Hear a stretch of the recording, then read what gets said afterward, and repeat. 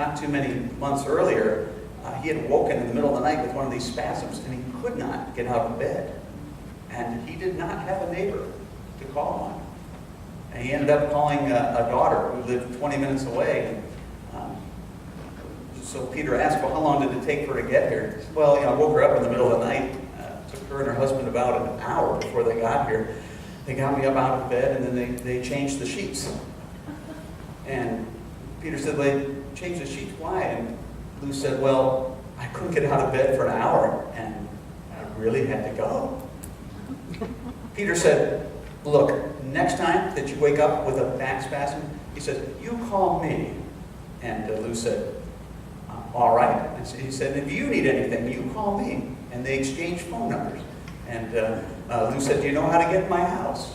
And Peter said, well, no, I don't. And he said, well, here's where I hide the key. And he showed him. It's not a dramatic thing. It's a little thing, but it makes all the difference. They tell a story in here about how together Lou and Peter connected with a woman in their neighborhood who, a single mother, who was dying of breast cancer. And so what they did, Lou noticed that there was a stairway that was dangerous because it was so poorly lit. So Lou improved the lighting there. Peter made arrangements to meet this woman's daughter at the bus stop one day a week. And between them, they would make sure that she got to doctor's visits and they got groceries. This woman had lived in the neighborhood 5 years and had never met another person in the neighborhood.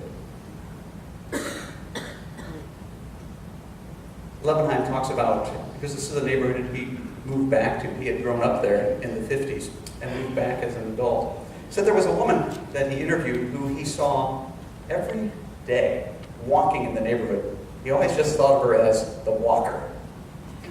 The walker.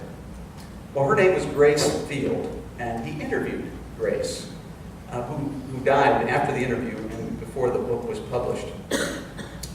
And Grace told him the story of how once she had fallen in the street, and there was no one there to help her get up. She had to crawl to the curb. All these years. Says Levenheim, Grace had, in effect, invited all of us to be her neighbor, but none of us had. Grace still invites us to be her neighbor.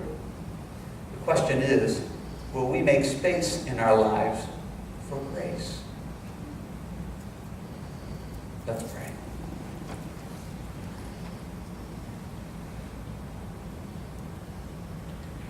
Well, Lord, these are strange times in which we live, in which neighbors don't know each other and don't care for each other. Sometimes that's out of fear of the stranger.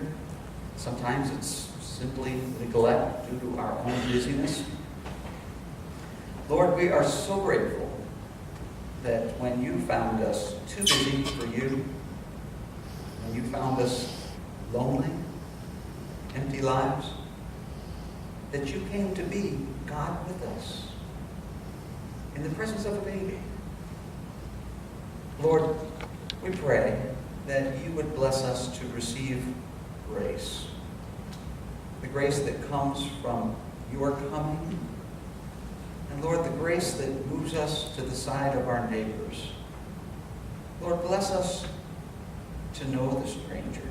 Bless us to open our lives to each other, that we would not be strangers to each other here in the body of Christ. Lord, bless us to take a step toward our neighbor. Bless us to open our hearts to them, and bless us, Lord, to open our hearts to you. It's in the name of Emmanuel, God with us, that we pray.